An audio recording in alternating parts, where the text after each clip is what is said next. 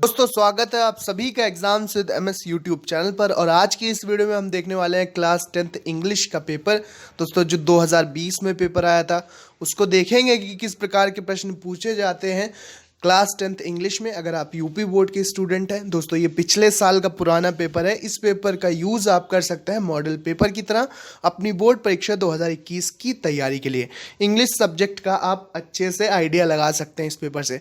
और दूसरी बात ये भी है कि 30% सिलेबस घट गया है दोस्तों, तो ये भी आपको सुविधा मिलेगी कि आपको उतना प्रिपेयर नहीं करना पड़ेगा, क्योंकि 30% सिलेबस ऑलरेडी कम हो चुका है। हो सकता है कि थोड़ा बहुत सिलेबस और भी कम हो जाए, तो वो बाद में हम आपको अपने चैनल पर अपडेट देंगे।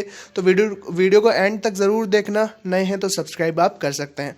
तो इंग्लिश का पेपर है, केवल प्रश्न पत्र। जानते हैं कि 70 नंबर का पेपर होता है, 30 नंबर का प्रोजेक्ट वर्क या असाइनमेंट आपको करना होता है। तो यहाँ पर आप देखिए 3 घंटे 15 मिनट आपको मिलेंगे। 70 नंबर का पेपर है और 15 मिनट जो होते हैं प्रश्न पत्र पढ़ने के लिए दिए जाते हैं।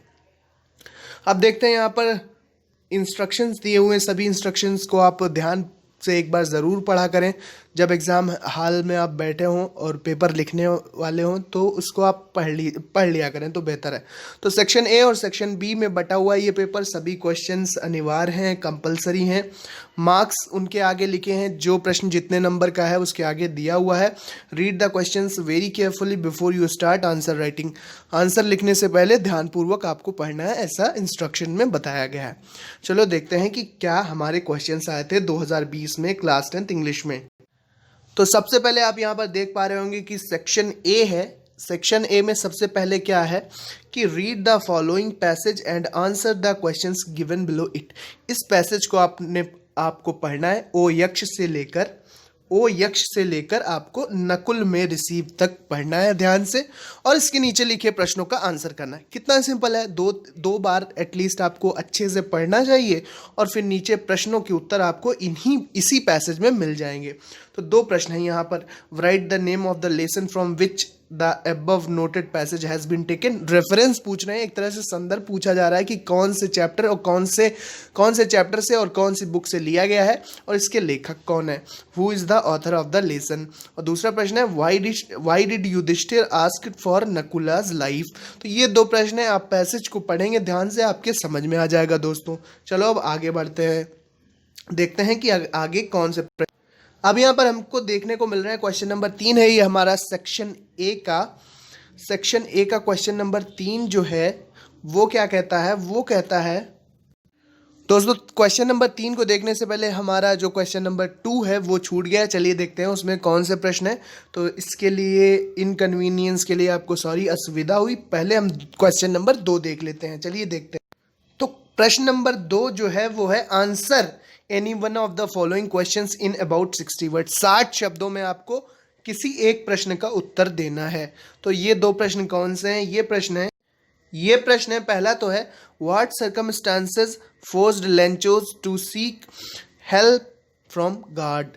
और दूसरा प्रश्न है what feelings were expressed by the jailer to Socrates while giving him a cup of poison.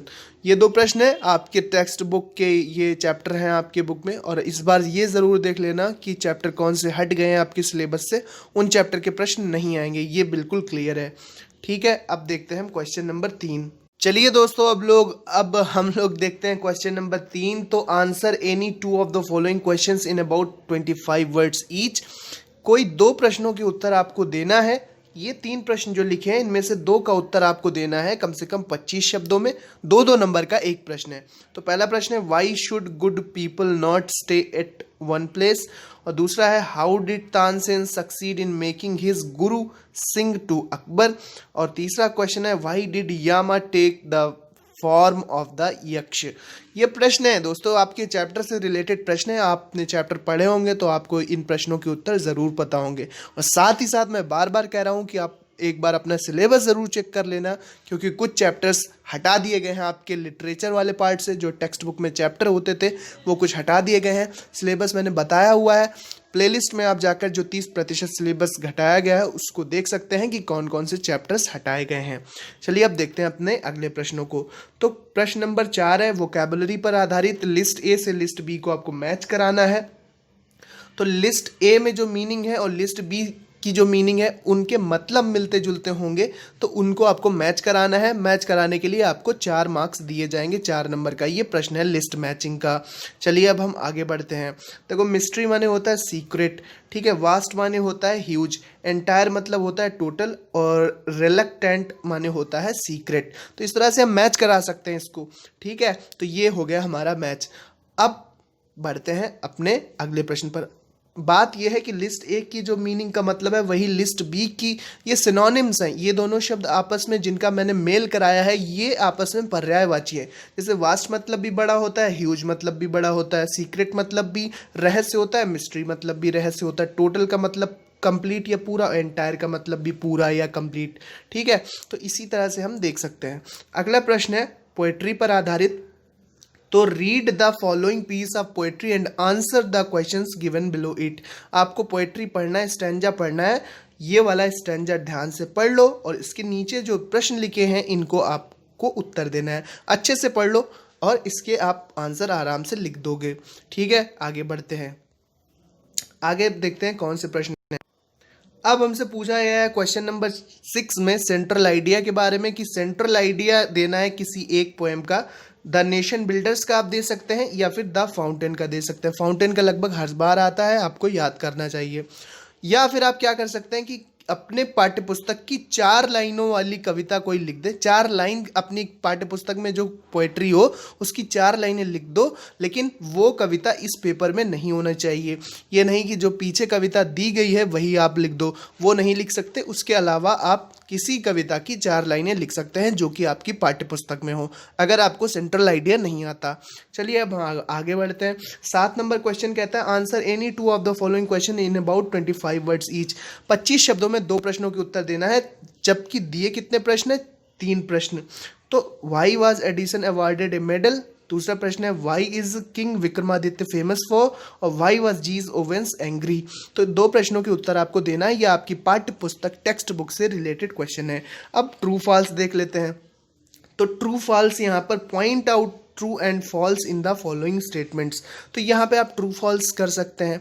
4 true false दिए हैं, जो ट्रू हो उसके आगे टी आप या ट्रू लिखेंगे, और जो गलत है उसके आगे एफ बनाएं या फॉल्स लिख सकते हैं आप। तो सही गलत आपको स्टेटमेंट बताना है, पढ़ सकते हैं आपने चैप्टर पढ़े होंगे, उसी हिसाब से आप ट्रू फॉल्स बताएंगे। 9 नंबर क्वेश्चन है। 9th नंबर क्वेश्चन है कि select the most suitable alternative to complete the following statement.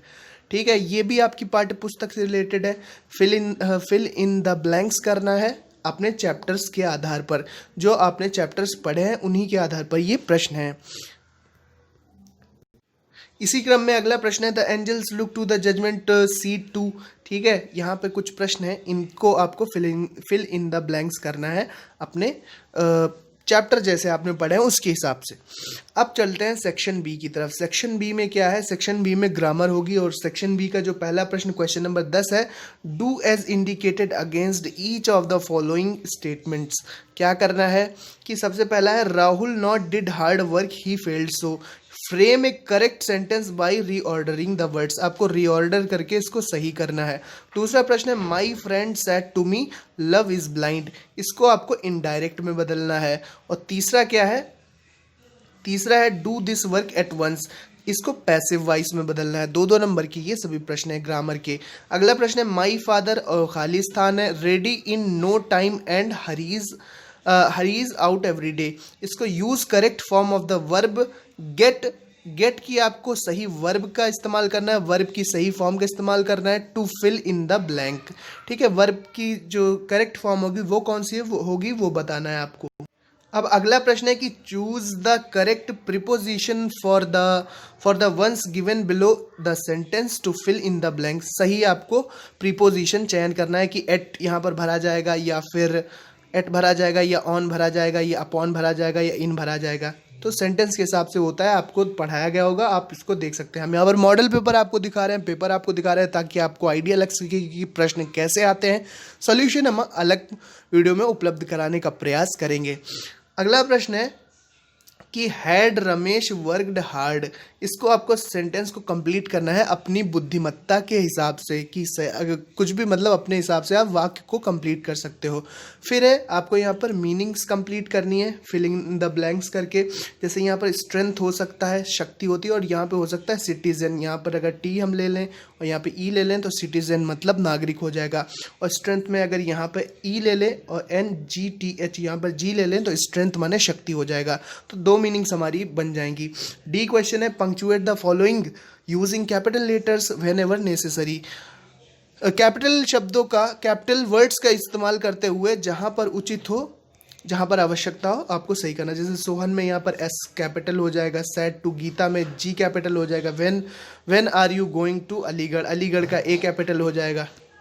तो ये आपको सही करना है, पंक्चुएट करना है, शुद्धिकरण करना है वाक्य का। फिर क्वेश्चन नंबर 12 है, ये स्टोरी आपको दी गई है, translate the following into English. आपको इंग्लिश में स्टोरी बनाना है। रामपाल एक क्रूर एवं अभिमानी नवयुवक है। वह 18 वर्ष का हो चुका है। अब वह हाई स्कूल की परीक्षा भी नहीं पास कर पाया है। अधिकांश लोग उसे नापसंद करते हैं। तो इसको आपको कन्वर्ट करना है इंग्लिश में। नेक्स्ट क्वेश्चन है, क्वेश्चन नंबर 13 है, write a letter to your mother expressing your feelings of love and affection for her. अथवा आप क्या कर सकते हैं, एक प्रार्थना पत्र लिख सकते हैं। Write an application to the principal of your college to grant you leave for a week as you have been suffering from typhoid. आपको टाइफाइड है तो उसके लिए अपने स्कूल के प्रधानाचार्य को, अपने कॉलेज के प्रधानाचार्य को आपको प्रार्थना पत्र लिखना है कि एक हफ्ते की छुट्टी आपको चाहिए। यहाँ पर आपको अपना रोल नंबर और अपना नाम नहीं लिखना है। Do not right your name and roll number. ठीक है, देखते हैं नेक्स्ट प्रश्न। अब प्रश्न नंबर 14, प्रश्न नंबर 14 कहता है write A composition of any of the following. निबंध है आपको। देखो निबंध 75 शब्दों में लिखना है। आप माई ग्रैंड फादर अपने दादाजी पर लिख सकते हैं। इन हेडिंग्स के अंतर्गत हेडिंग्स आप रख सकते हैं। आप उनका नाम, ड्रेस और पर्सनैलिटी, उनका नेचर और व्यवहार, love and grand citizen, grand children, how he teaches discipline and manners to grand children और निष्कर्ष।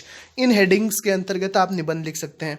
आप हाथी पर भी निबंध लिख सकते हैं। इन हेडिंग्स के अंतर्गत इंट्रोडक्शन दें पहले, फिर उसका बॉडी और फीचर्स के बारे में बताएं, हैबिट्स और बताएं, फिर यूजफुलनेस बताएं। लाल किले पर आप लिख सकते हैं, द रेड फोर्ट पर आप लिख सकते हैं। इन हेडिंग्स के अंतर्गत पहले आप इंट्रोडक्शन दें लाल किले का, फिर किसने बनवाया, क्यों बनवाया, ये कहाँ पर स्थित है, इट्स साइट एंड सिचुएशन, और इसका महत्व क्या है, और यह आकर्षण का केंद्र क्यों है। तो ये आपके निबंध के टॉपिक हैं। माय ग्रैंडफादर है, और एन एलिफेंट है, या फिर द रेड फोर्ट या लाल किला। क्वेश्चन नंबर 15 है, read the following passage carefully and answer the question set thereon. इस पैसेज को आपको ध्यान से पढ़ना है, और इसके नीचे जो 2 प्रश्न हैं 6 नंबर के हैं, ये प्रत्येक प्रश्न 3-3 नंबर का है। इनके उत्तर आपको इसी पैसेज में ऊपर जब आप पढ़ेंगे तो वहाँ पर मिल जाएंगे। तो इसी से आप निकाल कर भी लिख सकते हैं, या थोड़ा बहुत चेंज करके भी आप लिख सकते हैं। तो ये पूरा पेपर था। सिस्टमेटिक ढंग से मैंने बताया कि क्या क्या क्वेश्चंस आए थे पिछली बार और किस प्रकार के प्रश्न आते हैं। ये अनसीन पैसेज होता है, जो लास्ट का 6 नंबर का प्रश्न होगा, ये अनसीन पैसेज होता है। ये आपने कहीं पढ़ा नहीं होगा, बस आपको ध्यान से पढ़ना है और उसके नीचे लिखे 2 प्रश्नों के उत्तर देने हैं। तो 2 प्रश्न यहाँ पर आपके हैं। तो यहाँ पर हमारा ख़त्म हो जाता है model paper class 10th English का। उम्मीद करते हैं वीडियो आपको पसंद आई होगी और आपको प्रश्न के बारे में समझ में आ गया होगा। एक बात आपको ध्यान रखनी है कि अपना नया सिलेबस ज़रूर देख लें, जो कि 30% कम किया गया है। उन चैप्टर्स को मत पढ़ें, उन चैप्टर्स को मत प्रिपेयर करें जो कि अब आपके सिलेबस से हट गए हैं। तो thanks for watching and listening me, and good luck for your future, good luck for your exams. Thank you and bye bye. Subscribe ज़रूर कीजिए इसी प्रकार के important videos, tutorials, tips, tricks और प्रश्न पत्र, मॉडल पेपर और क्वेश्चन पेपर्स के लिए। Thank you and bye bye.